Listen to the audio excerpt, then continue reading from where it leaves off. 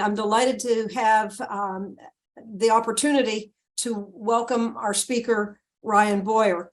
Ryan is the business manager for the Philadelphia Building and Construction Trades Council, which is a consortium of more than 50 labor unions in Philadelphia's building and construction trades. He also serves as the business manager of the Laborers District Council of Metropolitan Philadelphia and Vicinity, which is the parent body of 3 local unions. But there's one other board that he serves on that most of you probably would not think about for Ryan, but it's his participation on this board that I will say is near and dear to my heart, because he serves as a member of the city's tax review board, which I chair. So it's a little turnabout for me in terms of all the things that Ryan chairs and then the one that I chair. But it's really for that reason that I'm particularly happy to be able to introduce Ryan, and it's my pleasure to turn the session over to Ryan Boyer. Thank you. Good afternoon, everyone. Let me preface my conversation by saying I have some great friends on this call, but Nancy, the tax review board is near and dear. It's the only public board that I hadn't gotten off of. I think we do great work with you, Paula. Hello, Paula, I see you.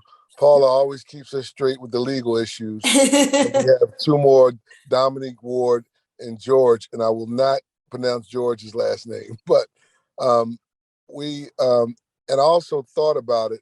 If you guys don't mind traveling to North Broad Street, we have a beautiful new facility, 1333 North Broad Street, and we can easily fit 50 people and host you for lunch. That would be, that's very easy. We have about 22 parking spots, but Broad Street, the front of Broad Street on street parking, it works really well. That's an open invitation because of the work that you guys do, bringing forth policy to solve some of the critical problems we have in Philadelphia. I see my friend Jeff Hornstein here. We're often on similar calls. I wanted to talk today, to spend a few moments to talk about what I see as labor's moment.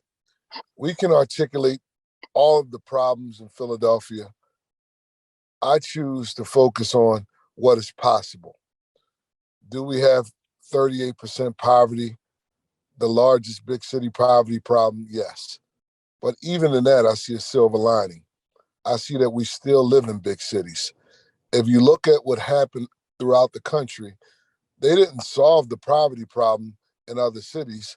They exported it to the suburbs and now the exurbs in those communities where they have less services. So the net result is that the poor get poorer. They just get poorer elsewhere. And the cities have either priced them out or through policy made it inhospitable to poor people. We have an opportunity there. We've had historic, and I'm going to say it, segregation in some of the construction industry. I see that as a silver lining. Right now, we have a worker shortage because of the great resignation in America. What better thing to do than to right historical wrongs by getting a new workforce that is necessary to keep an industry going from those underserved communities? The third thing is integrity at the ballot box. No one thought that our democracy would be challenged where our votes would be challenged. They were. Organized labor played a peculiar part that may be inside of baseball, but it was a lot of people that didn't want independently elected commissioners. And I asked people the question, what if we had Trump, where Jim Kenney had picked all the commissioners?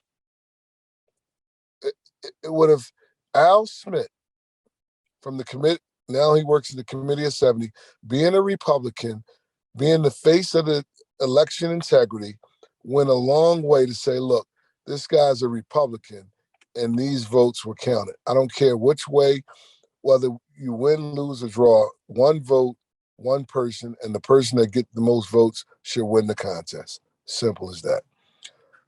I'm going to go into a little detail about how I see organized labor, and particularly the Philadelphia building trades, role into a resurgence of Philadelphia, helping with the gun violence problem and historical wrongs.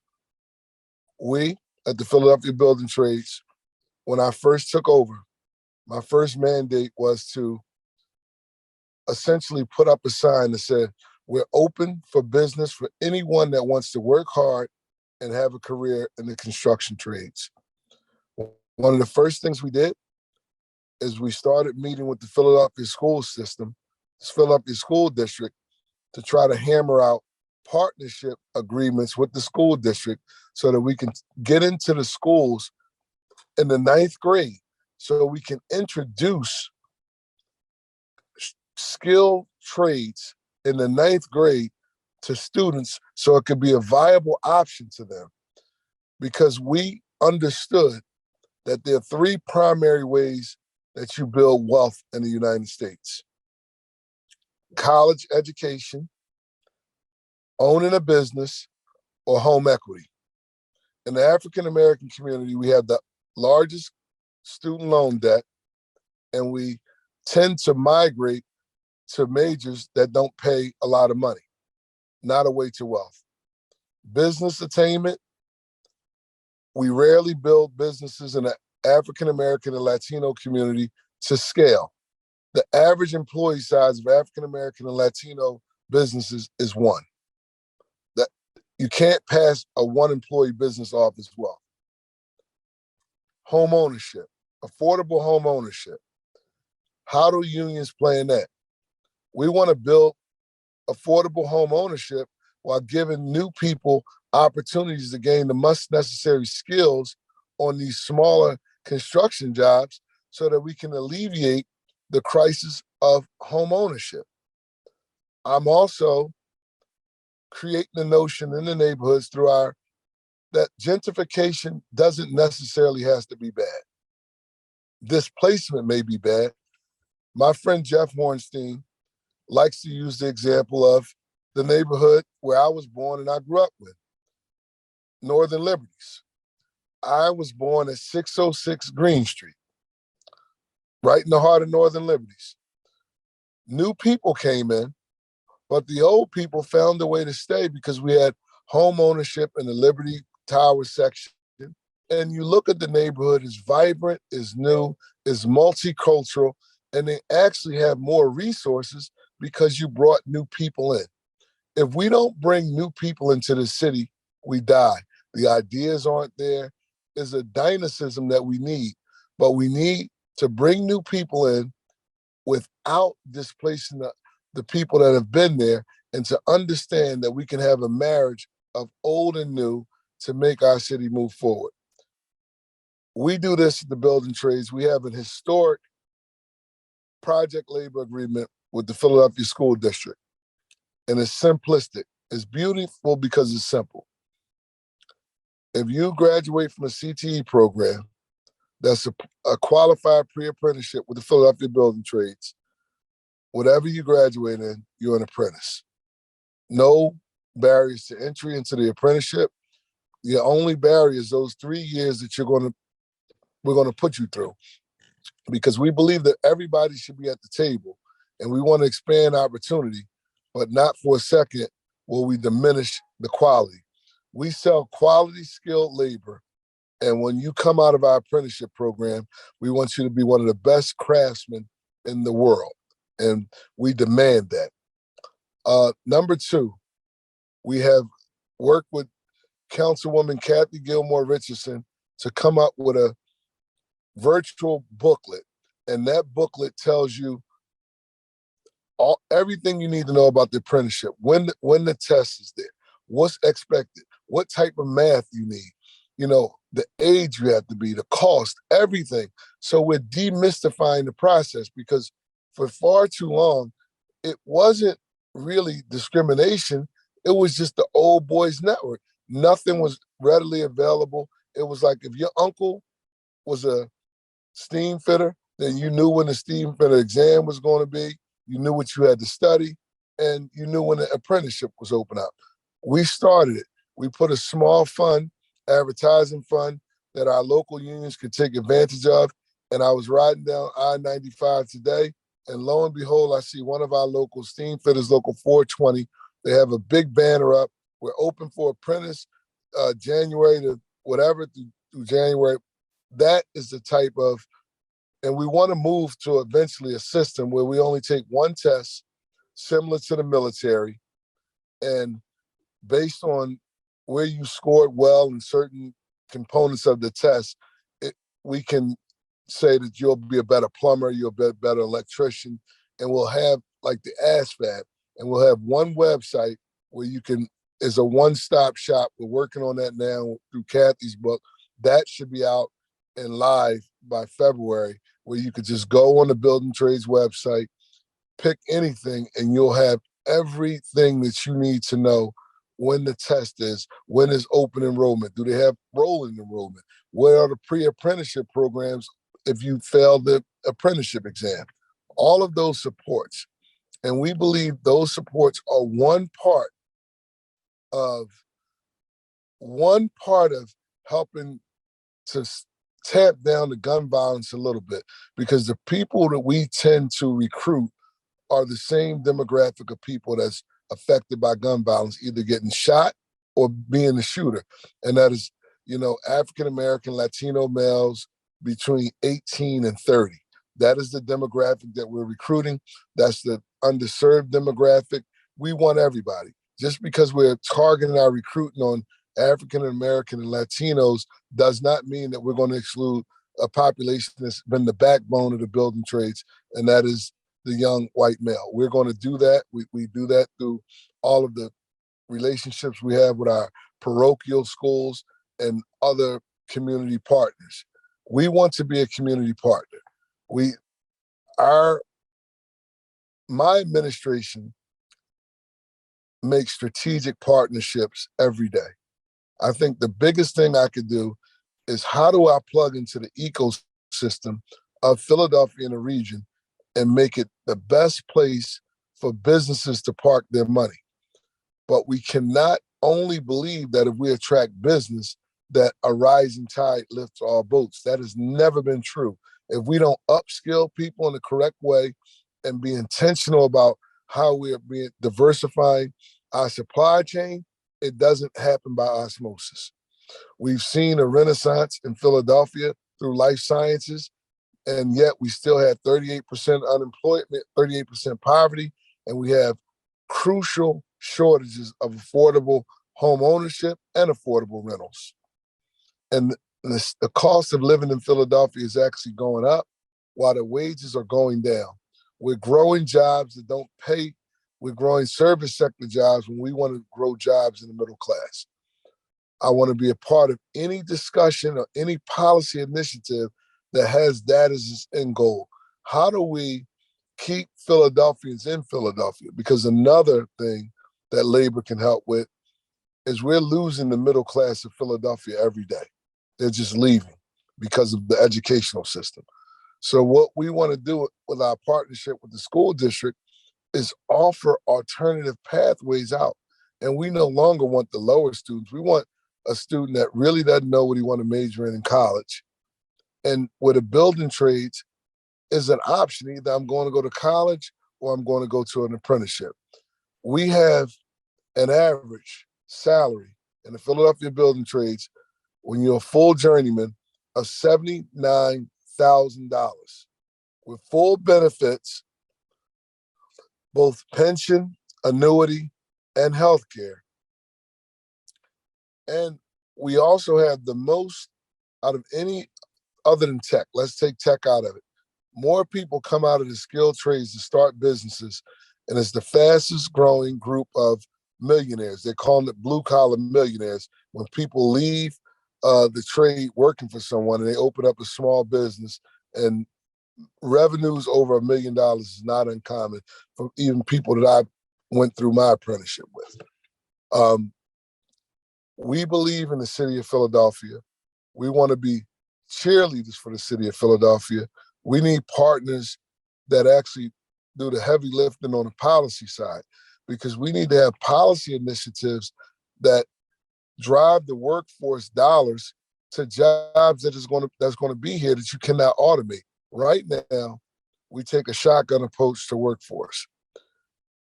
We train people for jobs that aren't going to be here in 5 years. Automation is taking over. We have to do a deep dive and really think who should, and the workforce investment rarely gets in with the major employers and ask them what their needs are going forward. They get in with the small business that are mainly trying to get a break on labor costs by using the workforce investment, but just have where's the shortages? We want to come in where the shortages are. Whether you're building trades or not, we have partnerships to address shortages in areas, especially at the major universities. And also, as a policy initiative, a group like this should also look at artificial barriers to employment. Does the job really require a 4-year degree? That's a big question we should ask, because if we want to get people out of poverty, we have to get people in better jobs. And if a person has some college, 2 years, associate's degree, can they really do this job effectively without a college degree? Governor Shapiro is looking at that in the Commonwealth of Pennsylvania. We're looking at it in the Philadelphia School District now. My whole day is focused on how do I find quality jobs first for my members, and then people who just don't want to do construction. Because once you come into our pre-apprenticeship programs, one of 5 that we have, if you're not a fit, we don't just throw you away. We'll call the Economy League or somewhere and say, look, we have a great candidate. They don't want to work construction. Do we have something in logistics? Do we have something somewhere else? But if we don't take this moment of unprecedented change in Philadelphia, if we just think 9 of the current 16 council members are in their first term or less. We have new leadership at the University of Pennsylvania, Temple University, Independence Blue Cross. We'll have new leadership at PIDC.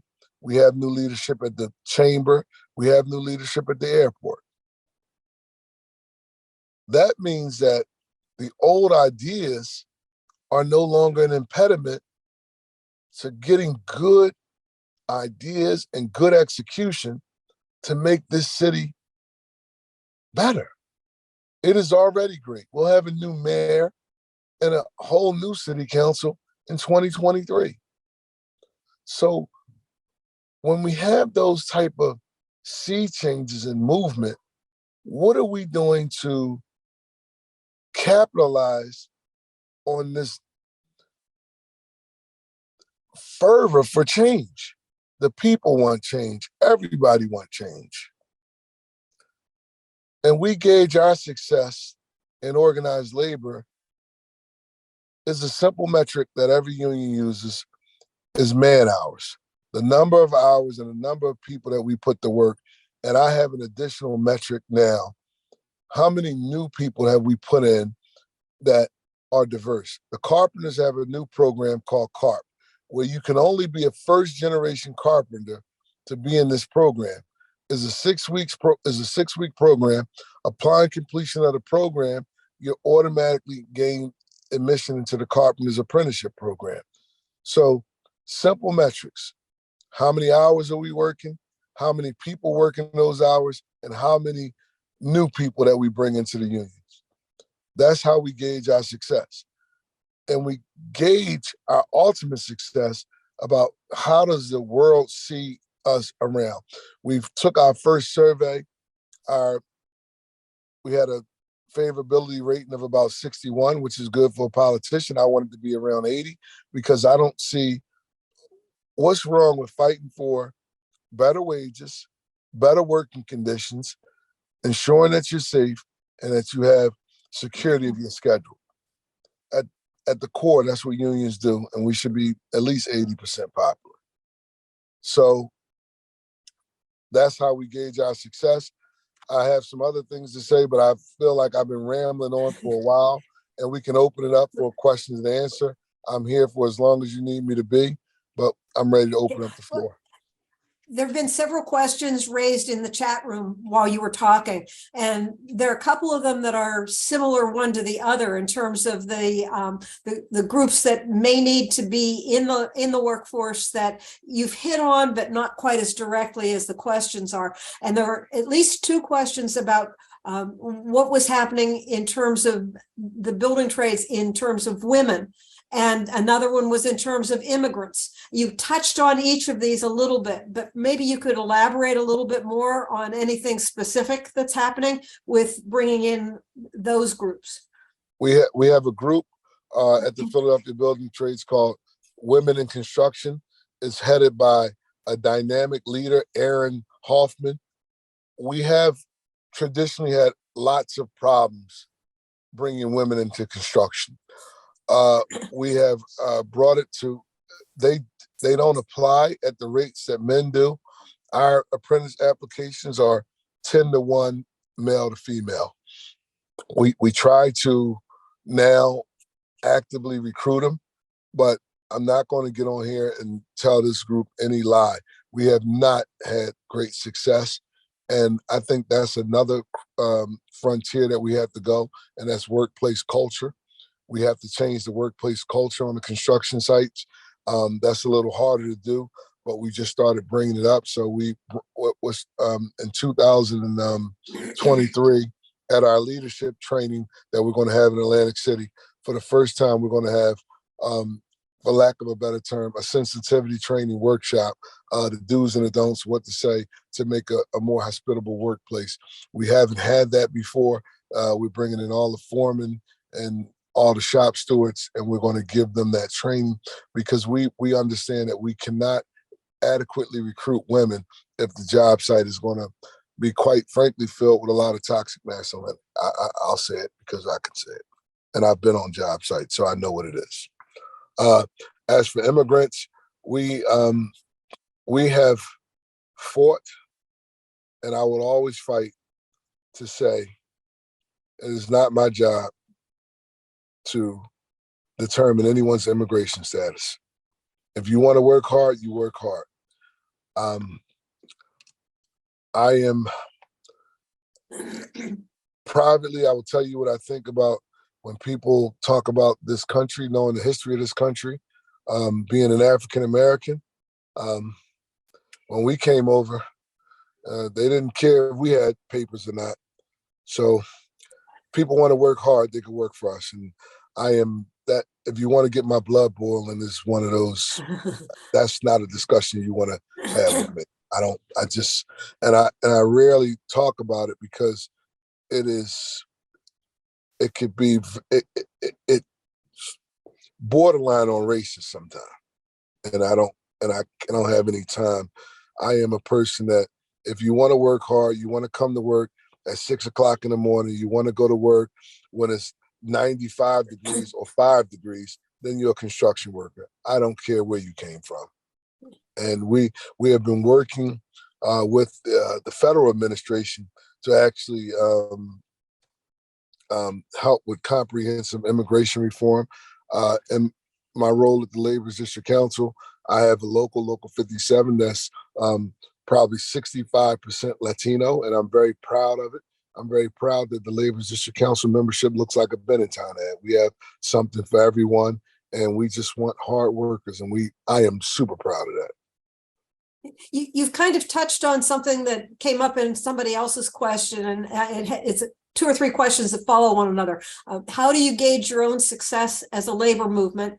Is it membership growth or political victories or job growth regardless of unionization?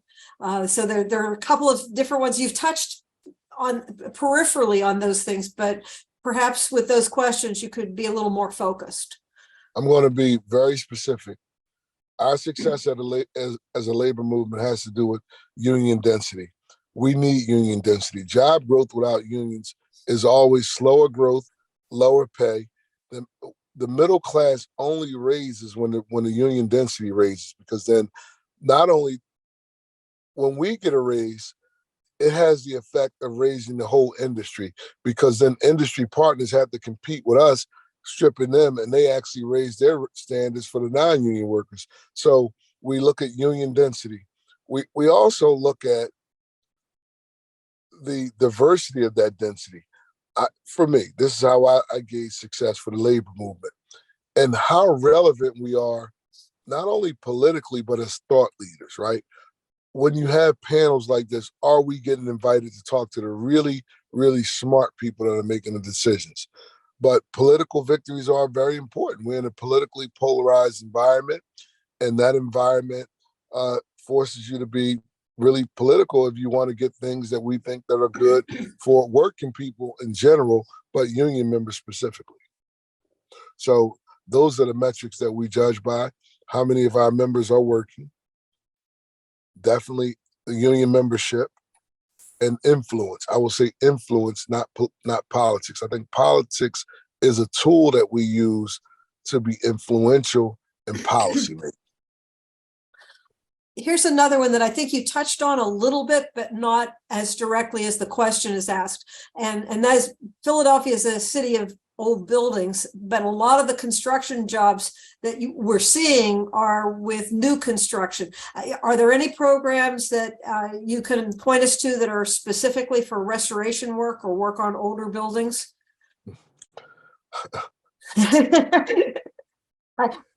Nancy, that you would ask me the toughest question for me personally to answer. And I'll tell you why.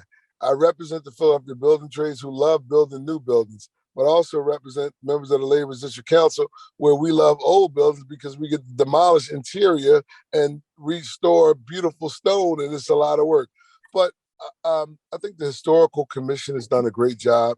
I think the RCOs, I personally, I was in a meeting yesterday with an architect by the name of Camille Frederick, who works in Chestnut Hill, and we're trying to preserve some of those Victorian stone houses. Mm-hmm. And there's no program, it's a hodgepodge, but I do want, while I want new towers going up, I want to preserve the, I guess, the spirit of Philadelphia, right?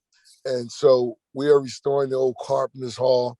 And there are some things that are worth restoring, and some things, because we're an old city, unfortunately going to have to, make way for new stuff. But I am schizophrenic on it, because I actually see both sides, and I like the beauty and grandeur of the old architecture, right. and I like to see it. So I struggle with it in my own mind. So that's a But do you have a program that's targeted and directed to? No program targeted and direct.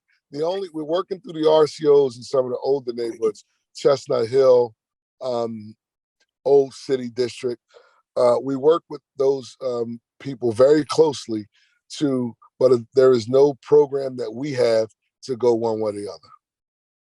Okay. A question that just came up: how badly is your membership being hurt or not by a phase out of the tax abatement program?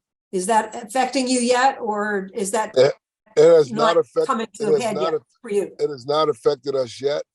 The tax abatement, quite frankly, needed to be amended. I'm public for amend it, don't end it. I think that we need to do the really hard work and go to the Pennsylvania legislature to get some relaxation off the uniformities clause, so we can actually put a longer abatement in neighborhoods that need redevelopment, and shorten it up in neighborhoods that are kind of there. Like, there's no argument someone can make to me that we need a tax abatement in Rittenhouse Square. But if you're doing a health center in West Philadelphia, I think that you need a tax abatement. So, but because of the uniformities clause in the Pennsylvania Constitution, we cannot do it. So I like the tax abatement as a great tool. So I was for amending it and not ending it. And the phase in, I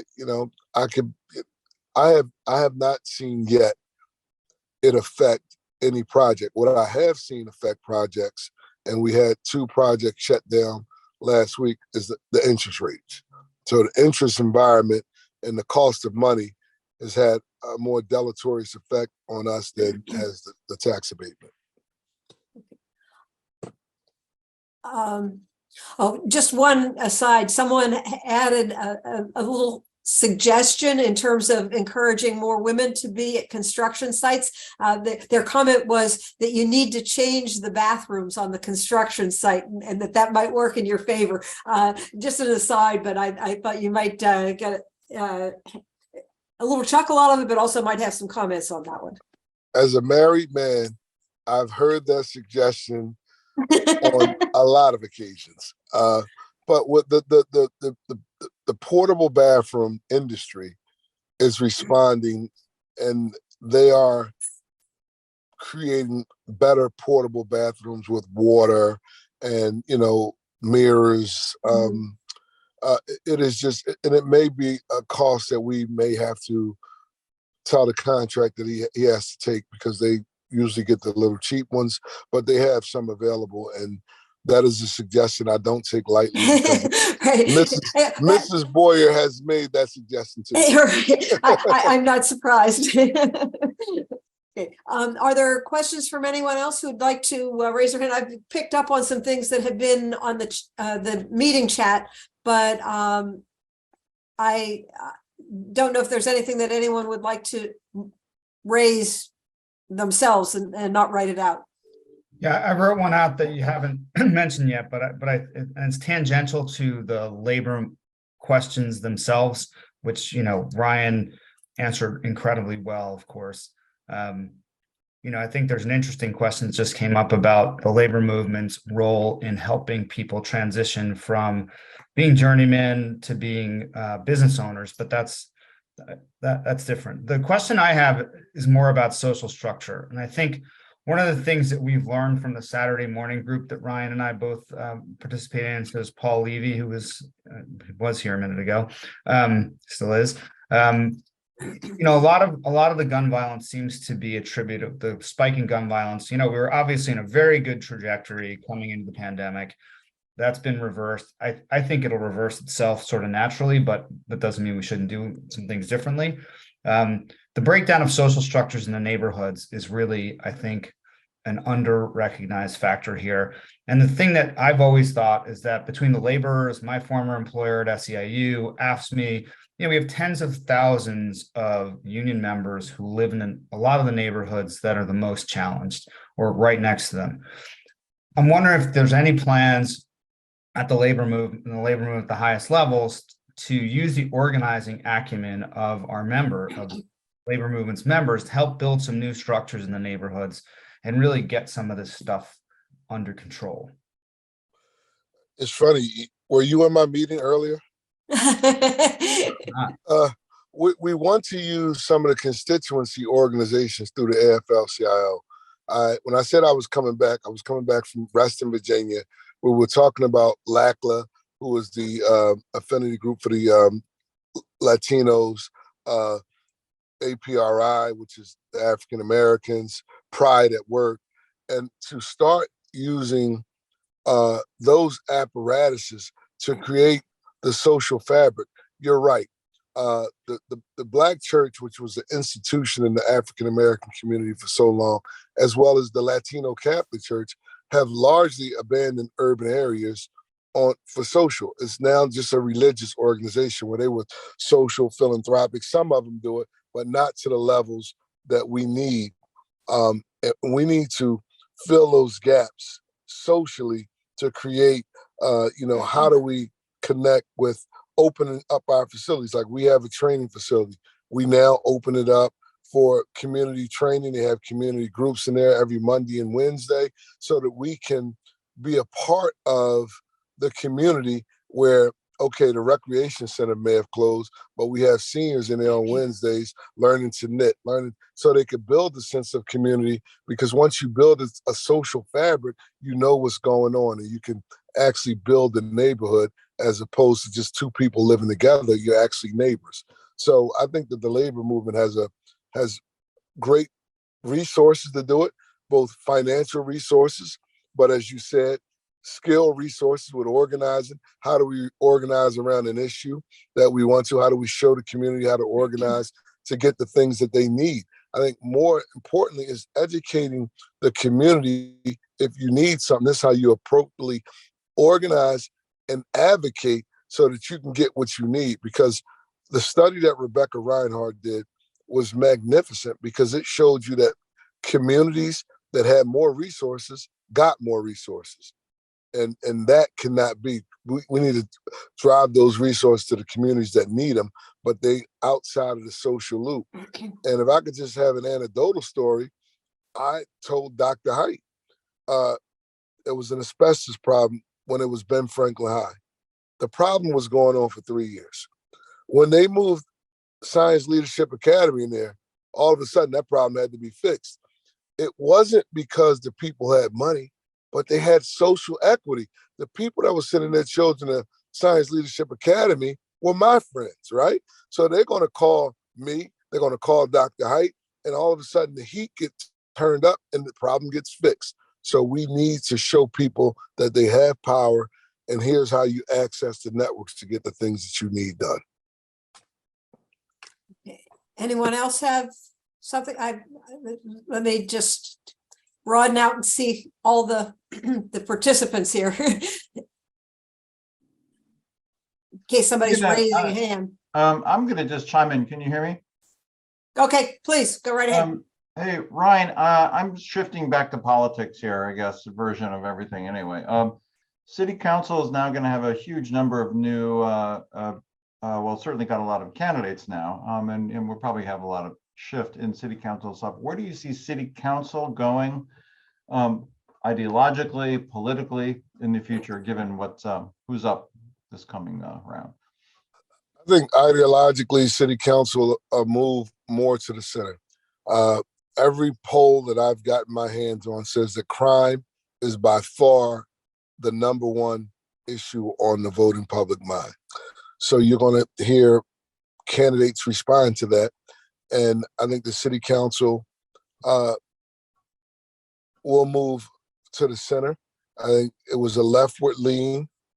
And if you look at when the Chamber of Commerce did a very smart thing, they let the ethnic chambers lead in the very small reduction in taxes, but it was emblematic of where City Council is going.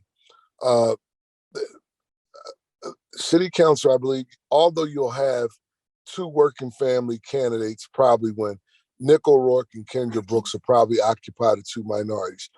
But I don't think that you'll replace Councilwoman Gim with someone equally as progressive as her.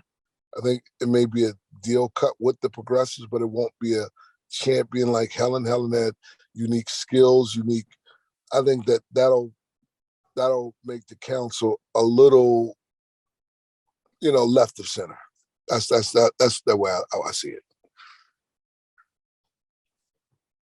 Did you have a follow-up on that? Well, the natural question I'm going to ask too is, where do you stand on the mayor's race? Are you leading anywhere? Sorry, gotta ask. Well, I lead a group of people, and we're going to meet, and we're going to get the candidate that we think can move Philadelphia forward first, and then be good for the labor movement. If Philadelphia isn't on an upward trajectory, we can build no buildings. If we continue with this high level of gun violence, no one wants to come here and build a business. If we continue with a tax base that is totally and wholly dependent on the wage tax, it is something, we could blow a hole through our budget with another pandemic. We have to have firm financial footing, and we have to punish crime. And the candidate that speaks to that will be endorsed by the Philadelphia Building Trades. And hopefully we're having a bigger meeting. We want all organized labor on one page like we were in 2015. Just to follow up on that. So what are the qualities that you're looking for on the candidate for mayor that will get the endorsement of the building trades? First, quality leadership. Second, quality, you have to want the job. You have to want the job. You have to be a cheerleader for the city like no other.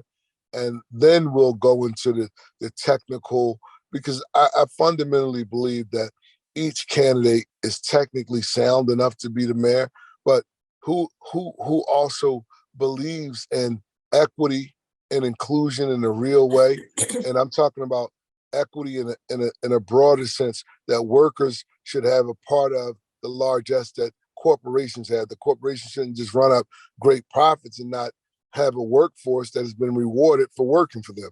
That's the equity. Who really has the policy chops to bring forth those policies without hurting the corporations and creating a more business-friendly environment while not forgetting workers' rights? So those are the qualities, and it's simple. The first one, you have to get in the door, you have to want the job. When the job gets hard, I still want you to want the job, because the job is hard. The job is, you go to vacation to the Jersey Shore, a cop gets shot, you got to come back and you got to mess up your vacation. Who's willing to do that and do it with understanding fully what they're getting themselves into? We need that. We need a cheerleader. Philadelphia is great. We need someone going all over trying to attract businesses and people back to Philadelphia. Okay. Are there any things you haven't hit on along the way here that you would like to raise? Because we've got a little bit of time here, and what you say now may trigger new questions from those who are listening in. I think that is a time for all of us to get involved. I think we have to get outside of our silos and work efficiently together, which we try to do on the Saturday morning group. Bring a lot of, I think that Philadelphia has a lot of great things going on, but rarely do we work together. And we also need a set of priorities that is the priority now and is a long priority. The only thing that I think that we do well in Philadelphia, from administration to administration, has been their priority, is the Naval Yard. The Naval Yard has been a priority of every administration. Now we have this gene and cell therapy, right? It's been a priority of this administration. Will it be the priority of the next? We have to ensure that we have a set of priorities, and we all, groups like this, you need to meet with the committee of 70, need to meet, and we need to have a standard set of priorities that whoever wins the mayor, whoever wins city council, these are Philadelphia priorities. They're not Nancy's priorities, Ryan's, or Paula's. They're Philadelphia priorities. And the best example of that is the Naval Yard. The Naval Yard has been a priority since Avondale, every other mayor. And you see that it's booming. It's an economic engine. People get it because they have an institutional anchor in PIDC that makes them get it. We need to do more of that with neighborhood revitalization, schools. You know, we get a new superintendent, they scrap out the old one and new, so we're always starting over. We can't afford that. Let me ask, you mentioned a couple of times during your presentation that you're looking forward to, thinking outside the box and getting new relationships and so on. Are you looking for any specific community organization that you want to partner with in a very organic, created, and powerful way? I would like a better relationship with Congresso, and that's my fault, not theirs. And I've started doing those things because I think that we need to. I know the African American community better than I know the Latino community, and the person that connected me to that was Juan Ramos, and I haven't done a good enough job, I think, as a leader of the trades, of going into the Latino community and really understanding their needs, what they want, and how they want to engage. I think I have, because I have one of the best leaders in the city who happens to be Latino, I largely leave it up to him, Esteban Vera, and I have to engage more. So if you look at, I look at myself, you got me on the right day, because yesterday we did these evaluations and I self-evaluate myself as I evaluate my staff. And that's the weakness that I see, that we need more outreach in the Latino community, because if you look at the poverty numbers, they're a little worse than African Americans, and we need to bring everyone up. We should follow up on this offline. More than happy to give you some ideas. And yeah. Well, Nancy has my contact information, as does Jeff. Today, I'm going to go back and be with my staff, but tomorrow I'm open for, any time you want to talk. I could use your help. I really could. Great. Okay, that's great. Any other questions? No one's speaking up. Go ahead. I'd like to thank everybody for your time and your attention. And this is a great group. And I'm going to come on next month when you have Chinatown on, because the Sixers, I do want to spend one last moment talking about the Sixers arena in Philadelphia. And I'm not specifically talking about the Sixers arena. We have to learn not to reflexively dislike something because it's new. We have to hear it out, give it a chance, because sometimes transformation comes in change. Change is never hard, but it's inevitable. And we need to hear it out. I always say that change is inevitable. Success is optional. So we have to make the change successful. Thank you for giving me your afternoon. I appreciate all the hard work that all of you do. Thank you. Thank you We thank you very very much. much. Ryan.